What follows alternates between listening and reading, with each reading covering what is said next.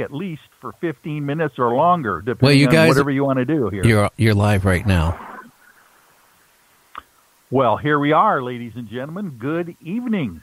East and west of the Rockies, north and south of the Pleiades, and in every time zone and dimension. This is the paranormal lawyer, Michael W. Hall, coming at you like a cosmic tumbleweed blowing in from an undisclosed location deep within the bowels of an abandoned Nike missile site. And I want you to grab your favorite beverage tonight, folks. Kick your shoes off and relax. We are going to have a fun show tonight. My guest for the next 3 hours later on is going to be Liz Reeder, who is the paranormal mystery author, the author of the 51 book series. So we're going to be talking with her soon. But before that, I love to bring on my friend and yours, Vince Izunza. Let me pronounce it correct, first of all, because I've been working on this. And Vince is the proprietor, of course, of Pacific North Weird, and he always comes on with some interesting paranormal news updates. And Vince, where the heck are you today? Well, Michael, thanks for having me on. I am in Longview, Washington today at Squirrel Fest. Yes, you're kidding me. I am not kidding you at all, Michael. This is a festival dedicated to squirrels. I have never seen so many squirrel art or squirrel representations in my life, and well, frankly, I feel at home here. I love it. Yes, if you can feel at home with Bigfoots and cryptids and ghosts, you got to tell us about your ghost event last weekend also. But, man, this is just the place for you today. Squirrel Fest. Is this an annual event? Yes. I believe today is the 8th annual Squirrel Fest. And it started in Longview, Washington, of course, 8 years ago. But it is meant to commemorate the world's first squirrel bridge that was created in 1963 by a man named Amos J. Peters.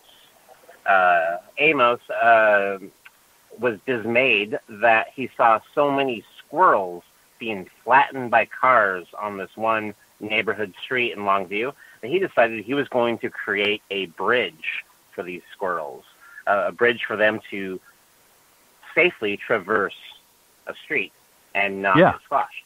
And since then, 6 more squirrel bridges have been created.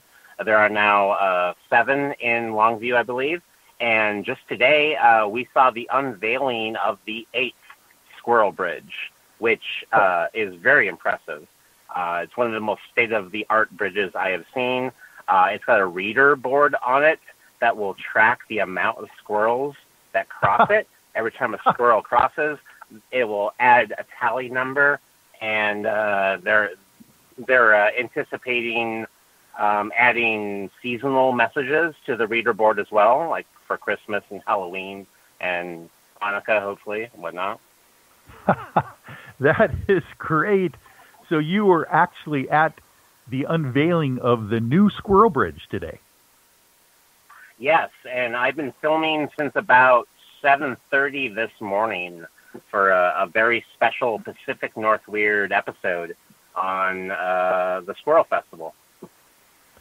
Well, I'll bet. Talk about footage. This would be a great opportunity to get some interesting images. Matter of fact, can you describe a little bit about what a squirrel bridge looks like? Well, the one that was just unveiled today it kind of looks like the Bridge of the Gods. If you've ever traveled that particular bridge from Washington to Oregon, or vice versa, it's very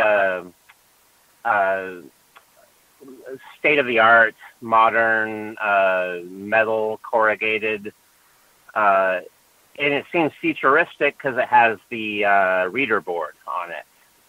It sort Yeah. of looks like the Silver Bridge that Mothman took down back in 1965 or something. Oh, yes. Yeah, that in Point Pleasant. That is West interesting. Virginia. Right, Yeah. right.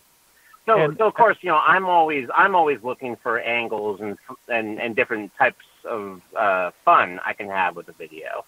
So I was thinking of maybe creating a character called Moth Squirrel. Could be a combination of squirrel and Mothman that would be a herald or a harbinger. I think I pronounced that right. A harbinger of doom for the community, but in a good-natured way. Well, there you go. Yeah, I think that would be a great character to develop, especially with you being the author of Biggie Got Foot.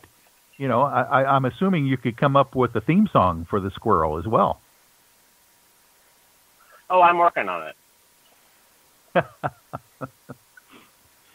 So, how many squirrels does it tell you a squirrel count per day, or just the overall squirrels? Well, if this bridge works as it was intended, it's going to tally every squirrel individually. So it's going to be a very accurate count of the squirrels who have wisely taken advantage of this bridge to reach their destination, as opposed to running dead on into traffic. Yeah. Well, I think that's a great idea. My gosh. Matter of fact, If they've I were built. a squirrel, I'd be very excited about this. Yeah, exactly. Even if you're not a squirrel, I'm excited, you know. But it seems to me that the proof is in the pudding. They can actually show how many squirrels have safely crossed the road over this squirrel bridge. Yeah, and the city council, they like numbers, so this is a good thing. It's about time that the Squirrel Bridge and our advocacy for squirrel safety reaches the modern age. Yes, I'm sure that'll be part of some city council person's platform in the next election. But they are very forward thinking down there, and in Longview. So, tell us what else is happening at a Squirrel Fest. Well, later tonight, in about an hour and a half, the 90s swing revival band Cherry Poppin' Daddies will be playing. And I was given a complimentary ticket to them from the organizers here at Squirrel Fest, so I will be videotaping some Cherry Poppin' Daddies stuff. I remember them when I was in high school. That was kind of a big thing. All right. I believe they did the song Zoot Suit Riot. There you go. A classic. And there's also a squirrel mascot of the area, Sandy B. McNutter, I believe the name is. And it's this wonderful human being in a squirrel costume that wanders around the festivities and takes photos of people. And I had a good long session with Sandy, taking video footage. There's a lot of local art vendors who have created their own interpretations of squirrel art. I bought a T-shirt that is a combination of David Bowie and a squirrel, which I am coining as Nutty Stardust. Very good. And I would there's imagine a fabulous beer garden. Oh, well, perfect. Yeah, you can't have a festival without a beer garden for sure. Any wine tasting going on down there? Nothing connected to the festival itself. It's pretty blue collar, Coors Light type of stuff down here, which I'm okay with. Yeah. Well, wonderful. And is this something that they are advertising now as one of the founding father kind of events in town? I'm sure they have other events down there in Longview as well that they promote. Yeah, well, I mean, Longview is a pretty happening place if you like small communities with I guess, a very weird identity to them, which is what my show is all about, and I constantly seek those things out.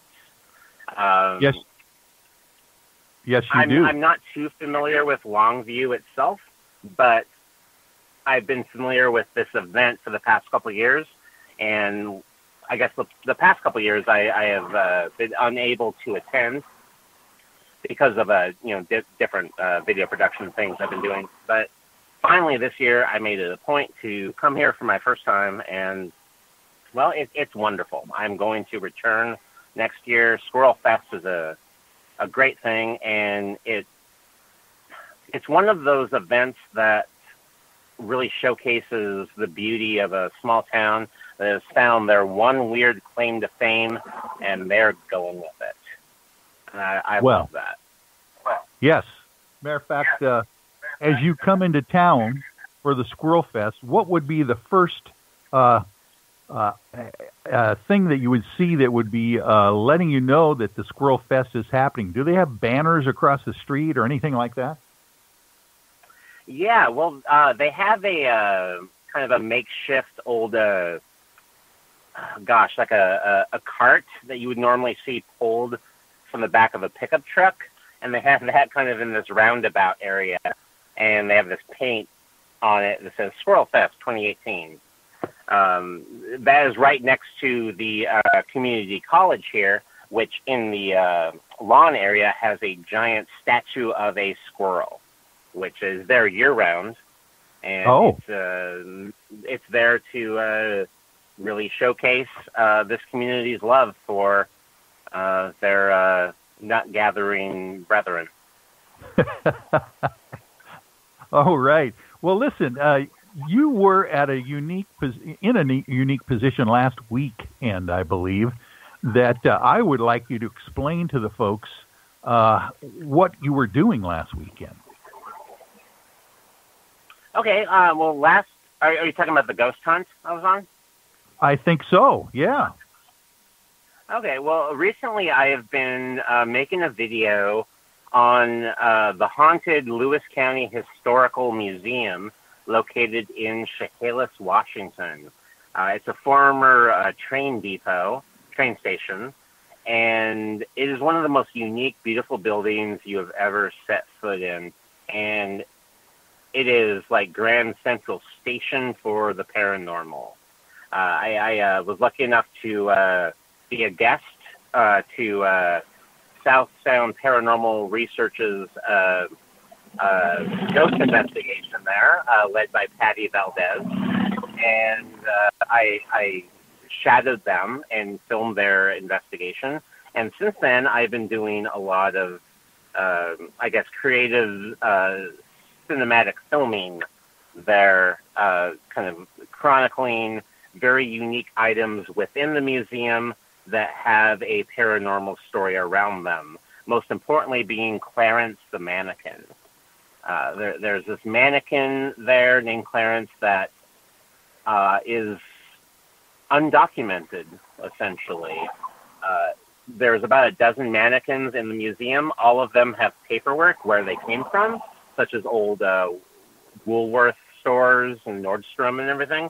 Clarence is the only mannequin that has no documentation. They don't know where he came from, but he's just there. And people have claimed to have seen him move, seen his eyes move, his hand move. People get a really weird feeling around Clarence. So I've been having a lot of fun collecting stories and just doing a dynamic video about this unique museum. Wow. Yeah. And now, did you say you were locked in there overnight or something? Yeah, well, I was technically locked in for about 3 hours. But I was there with Alexandra Sullivan, who is my co-founder and co-host of Pacific North Weird. And we were there just having some fun, experimenting with different types of lighting, just videotaping the unique things there for the purpose of dynamic cinematic expression. Yeah.